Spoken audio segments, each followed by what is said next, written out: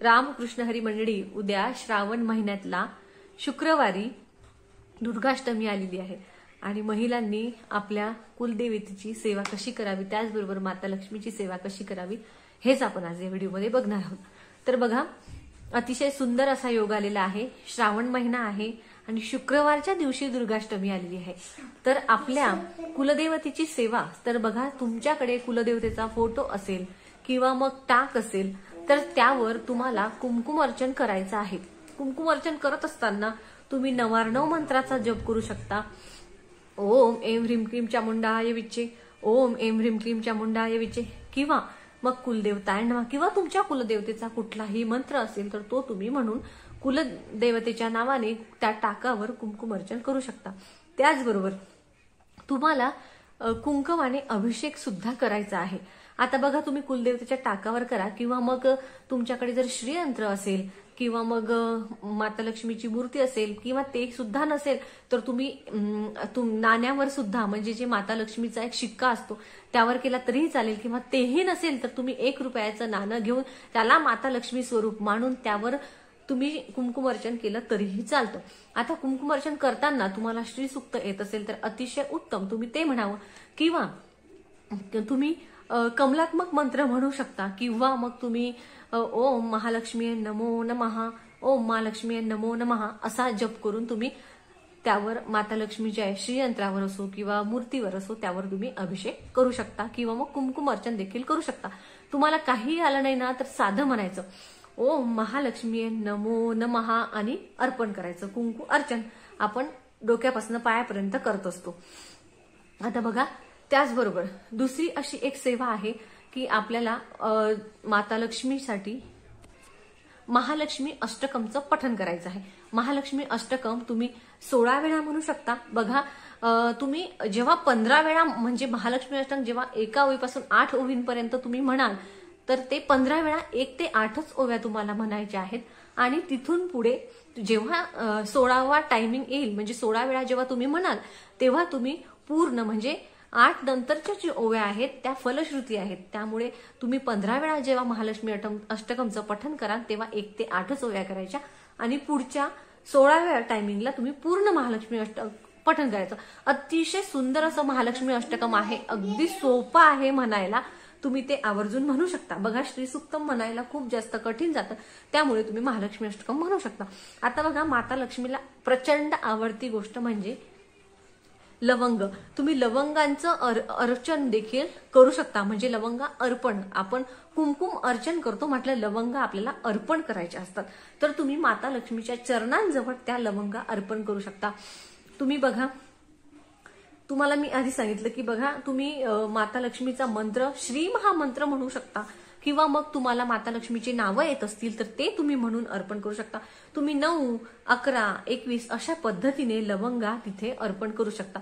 आता बघा, त्या लवंगा तुम्ही अर्पण केला. आता दुसऱ्या दिवशी त्या लवंगांचं काय करायचं, तर तुम्ही त्या लवंगा तुम्ही काहीही जेवणामध्ये, चहामध्ये किंवा मग तुम्ही गोड पदार्थामध्ये त्या खाऊ शकता किंवा तशा सुद्धा खाऊ शकता. फक्त एवढं लक्षात ठेवायचं की त्या आपल्याला तिखट पदार्थांमध्ये वापरायच्या नसतात. त्याचबरोबर तुम्ही त्यातल्या एक लवंग तुमच्या मिस्टरांच्या पॉकेटमध्ये ठेवायला देऊ शकता, तुमच्या पर्समध्ये देखील ठेवू शकता किंवा तुम्ही तुमच्या लॉकरमध्ये देखील ठेवू शकता. माता लक्ष्मीला लवंग ही अतिशय प्रिय आहे, त्यामुळे तुम्ही लवंगचं अर्पण, माता लक्ष्मीला लवंग अर्पण आवर्जून करू शकता. त्याचबरोबर लवंगांची माळ करून देखील तुम्ही कुलदेवतेच्या फोटोला घालू शकता.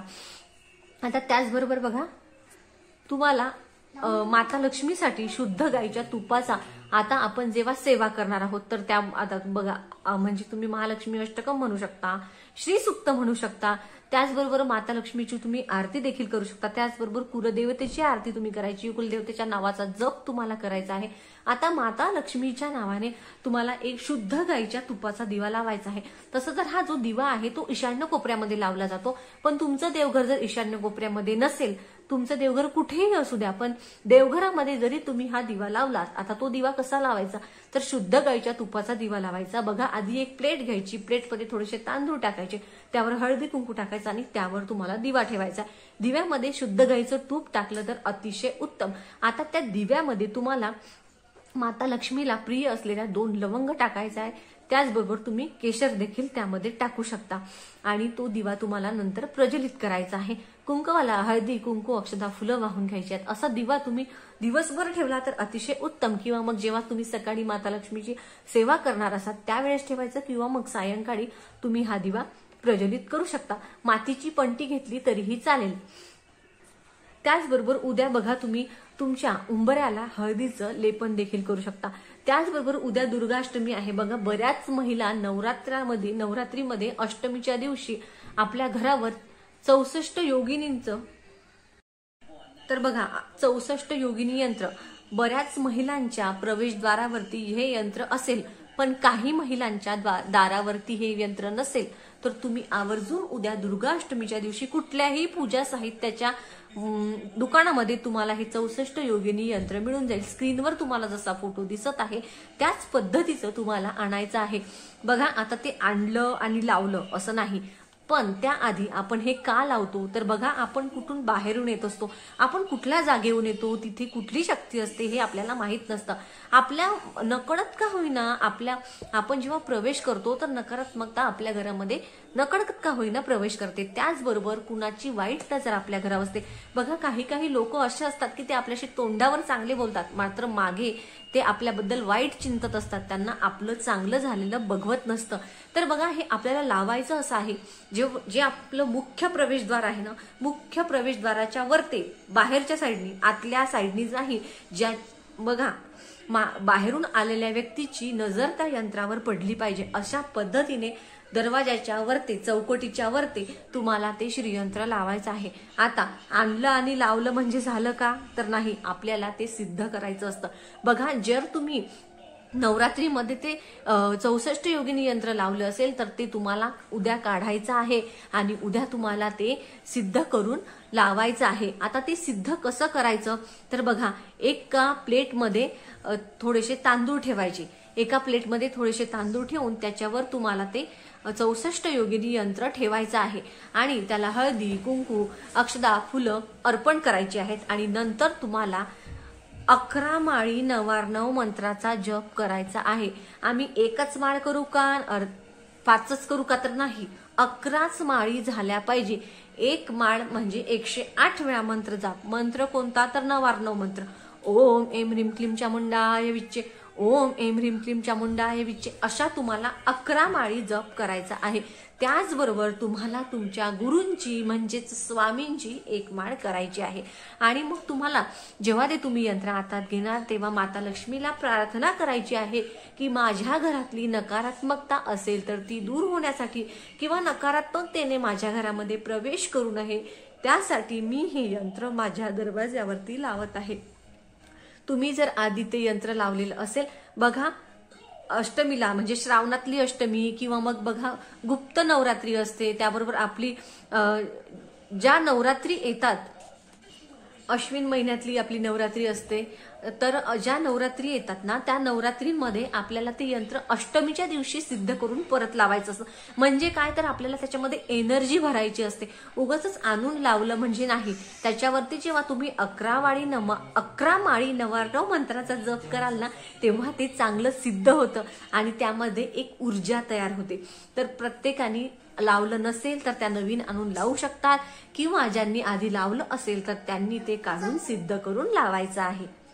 बघा, मी तुम्हाला कुंकुम अर्चनची सेवा सुद्धा सांगितली। कुंकुम अर्चन करत असताना एक गोष्ट कायम लक्षात ठेवायची, माता लक्ष्मीच्या चरणांपासून मस्तकापर्यंत आपण कुंकुम अर्चन करत असतो, त्याचबरोबर त्याला अभिषेक असं देखील म्हणतात। किंवा मग काही स्त्रिया असंही करतात की पाण्यामध्ये कुंकू टाकून त्यांनी माता लक्ष्मीला अभिषेक करतात, स्वच्छ पाण्याने, नंतर कुंकवाच्या पाण्याने, नंतर परत स्वच्छ पाण्याने असा देखील अभिषेक केला जातो। ज्यांच्याकडे केला जातो त्यांनी आवर्जून करावं, पण ज्यांच्याकडे केला जात नाही त्यांनी कुंकुमार्चन करावं, म्हणजेच कुंकवाने अभिषेक केला असं देखील त्याला म्हटलं जातं।